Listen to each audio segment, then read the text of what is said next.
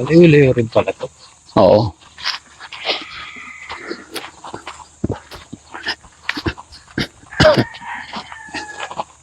So yun mga kababayan, mga kabarangay. Magandang umaga po sa atin lahat. Mga kababayan, natatandaan niyo po yung bata na nadaanan ni Kuya Sam at saka si Boss JB. Kabayan, bata dito na nakatingin sa mga estudyante sa loob. Tatanungin natin bakit siya nakatingin sa school. Bakit hindi siya pumasok? Talagang siguro gusto niyang pumasok, no? To! Halika! Halika! Boy, halika boy! Bakit? Hindi ka pumasok? Ba't hindi ka pumasok sa school? Hindi ka pa, ba't di ka pumasok? Wala ka pang panggamit? Wala ka pang gamit? Yung batang nangangarap makapasok, batang gustong pumasok ng school, ngunit hindi pa siya nakapasok dahil wala pa siyang gamit. No? So nakakaawa yung mga ganung bata na gustong-gusto nilang pumasok pero hindi pa sila makapasok sa school dahil wala silang gamit. So ngayon mga kababayan, hinanap ng Team Daddy Frankie kung saan ang bahay ng bata. At aming napag-alaman na dito sa lugar na ito. Kaya mga kababayan, gumawa ang Team Daddy Frankie ng paraan na mili ng gamit pang school para na sa ganoon ay makapasok na yung batang nakakaawa. So mga kababayan, samahan nyo kami para puntahan natin at maibigay na tong school supply na binili natin para sa kanya. At sa aming pagtanong-tanong mga kababayan, pati kapatid niyang isa ay hindi pa rin nakakabili ng gamit dahil sa kahirapan ng buhay, dahil ang kanyang nanay ay nakikilaba-laba lang at ang kanyang tatay ay sa construction nagtatrabaho. Gaano nga ba kahirap talaga ang buhay natin ngayon mga kababayan? Paano na po ang kinabukasan ng mga bata kung hindi sila mapag-aral? Kaya naman, eto ang gagawin ng Team Daddy Frankie, samahan niyo po kami. Let's go. Tara.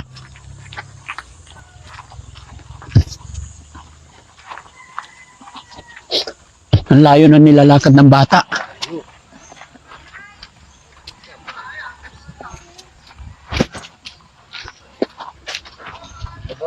Hello po. Morning.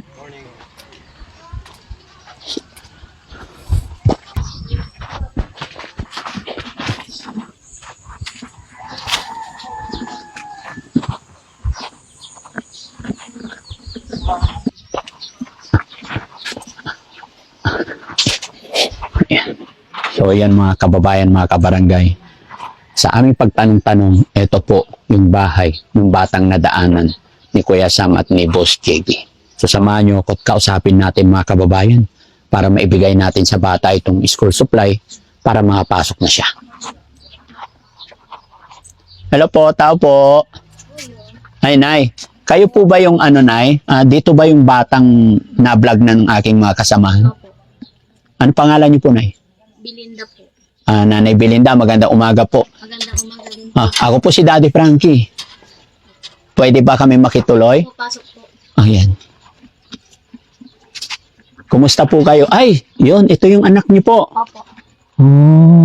Ano yung pangalan niya, Nay? Yung ano po, si John Rex Philip po. Sa bahay po, Kulas po. Kulas. Sa school? John Rex po. John Rick. Kumusta po kayo dito, Nay? Mabuti naman po. Mabuti naman. John Ray, kumusta ka?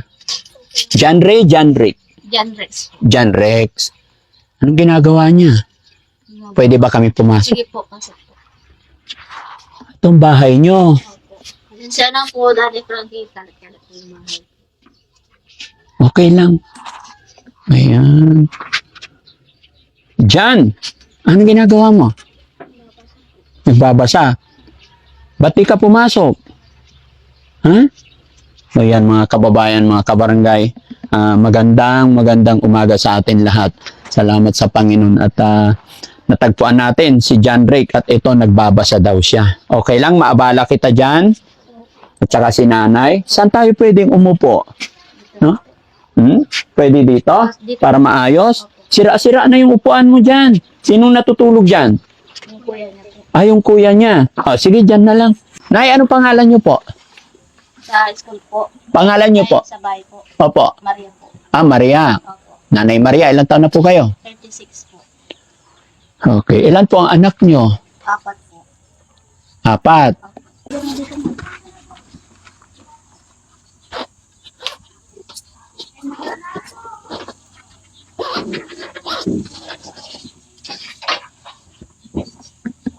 Ayan. So, ngayon napanood niyo po yung yung unang tagpo ni Jan at saka yung aking mga kasamahan. Napanood niyo na o hindi pa? Napanood po. Napanood pa. Opo. Sa lubong ko po yan sa school po. Ano po? Nakita ko po yung anak ko, tinatanong ko po kung saan nagpunta, sabi hindi niya alam. Then diretso po sa pag-uwi sa bahay. Susundin ko sana po yung anak ko sa kinder. Grade 1 po. May anak din po kayong grade 1. Pero ito wala pang mga gamit. Wala pa po yung dalawa. Yung kapatid niya po isa, wala pang gamit. Ay, Yung dalawa tsaka- po, wala pong gamit. Wala pa silang gamit. Kaya pala hindi pa siya nakapasok. Pero gustong-gusto niyang pumasok. Gusto po nilang pumasok yung dalawa. Kaso lang po wala pang gamit. Bakit hindi pa nakabili? Wala pa budget po. Wala pang budget. Opo. Kailan niyo sila bibilhan? Pag meron na pong Pag meron na, paano yan na? Pasukan na. Nakaawa sa bata na gustong-gusto na nilang pumasok, kaya lang wala pang gamit. Ano ba trabaho ng asawa niyo po? po,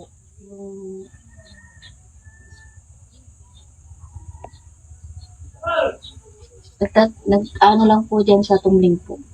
Ano trabaho niyo po? Yung minsan po sila ng clients lang po.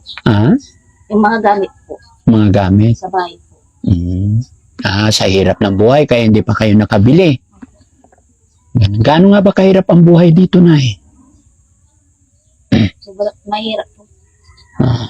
Mahirap po, Daddy Frankie. Pag wala pong trabaho, wala pong kami pagkain. Walang pagkain. Kayo po, ano nga trabaho niyo po? Naglalaba po. Naglalaba. Pag may magpalaba po, yun, nagsaka po lang po ka naglalaba. Parang kung may tatawag po sa inyo. Na magpalaba po. Magkano kinikita niyo sa paglalaba? Po, 600 lang po. Pero bihira lang po. Bihira lang. Pero yung 600 maghapon na po yun. Kulang pa po ng biling po. Kulang pambili. Saka po ulam, saka bago po ng Siyempre yung pagkain pa dito, ano? mahal po ang bilihin. Mahal na ang bilihin. Okay. Anong pangalan mo? Jan Ray? Ano? Jan. Ilan taon na si Jan? 10 po. 10 ka na. Okay. Gusto mo nang pumasok? Gusto mo mag-aral? Kaya lang wala pang gamit. Hindi ka pa nabilhan ng tatay at nanay mo. Bakit? Wala pa yung pera. Wala kayong pera? Kaawa naman si Jan, no?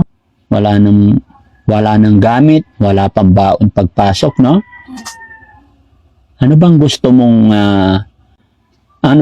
mo paglaki? Pulis. Gusto mo maging pulis? Mag-aral kang mabuti, ha? Asan na yung kuya mong isa na walang gamit din? Wala pa rin siyang school supply? Wala pa? Nakakaawa mga kababayan, buti na lang natagpuan natin sila dito. Asan na yung binili natin? Ayan.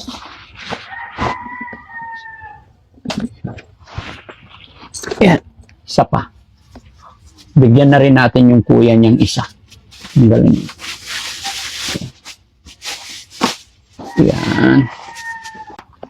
So, Nay, napag-alaman kasi namin, sabi mo, yung kuya niya is walang gamit, kaya ayan, ibigyan na rin natin, no? Tapos si Jan, ito, may dala kaming bag para sa'yo, ha? Happy ka ba? Ito, tignan mo, hawakan mo. No? Salamat po. Walang anuman. No? Tapos ito, yung mga gamit, set na to, kompleto na to. Ha? May mga, ito, roller. Pasensya na kayo mga kababayan, madilim ang bahay, maliit. Ito, pakita ko sa iyo, ha? Tapos may mga gunting, kompleto na yan. Tapos yung mga notebook. Ito, okay? Ganito ba yung mga gamit na kailangan mo? Oh, ilan to? 2, 4, 6, 8. Okay?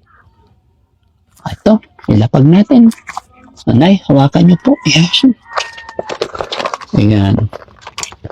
Tapos, ito, may mga lapis, ballpen, tsaka pangtasa, no? Okay. Tsaka, ito. Naranasan ko yan mga kababayan. Speaking sa papel pa lang, nung ako nag-aaral, hindi ako makabili ng isang ganito karami. Bibili ako 3 piraso lang. May tingi-tingi sa malapit sa school, bibili ako 3 piraso lang kasi yun lang ang pera. Pero ito, kabili tayo ng isang pad ang tawag dyan, no? Okay, ito pa. Ito yung mga ano, dito na yung lagayan, no? Tapos yung isang anak nyo rin po, ito. Same lang naman eh, no? Thank you po.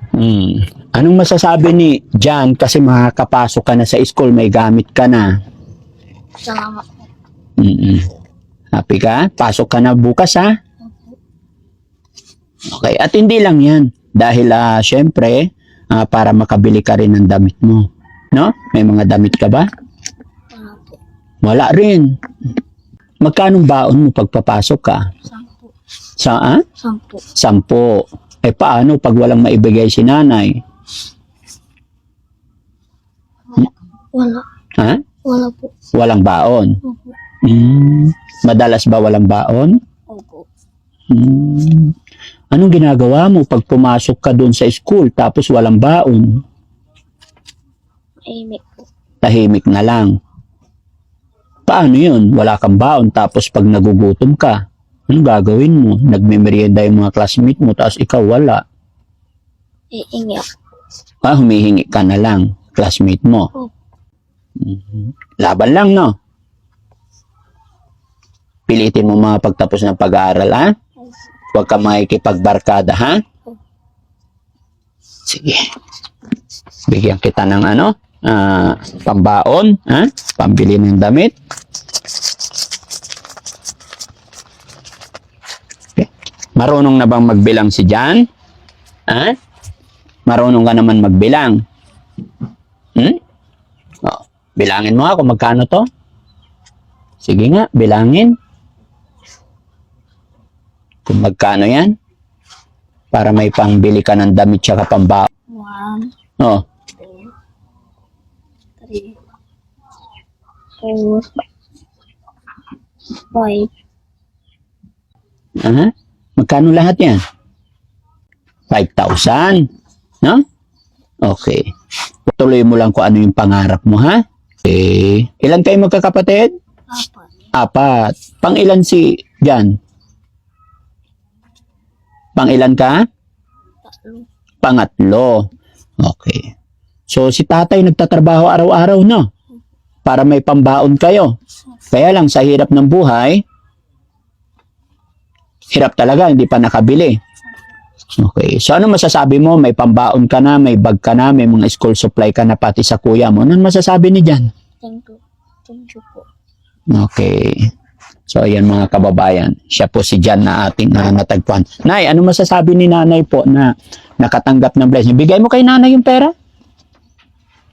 Maraming salamat po, Daddy Frankie, na tulungan mo po. Meron na po siyang pambili pong gamit po. Makakapasok na po siya sa school. Pati yung isa mong anak. Opo. Sige. Kasi po yung isa ko pong anak. Sige na, laban lang, no? Hanggat may tiyaga. Hanggat tayo nabubuhay, may pag-asa, ano? Opo. Ayan, maraming salamat. Sana po'y nakatulong si Daddy Frankie sa inyo. Thank you po, Daddy Frankie. Di ko po akalain na pinunta niyo po kami dito po. At thank you rin po kay God.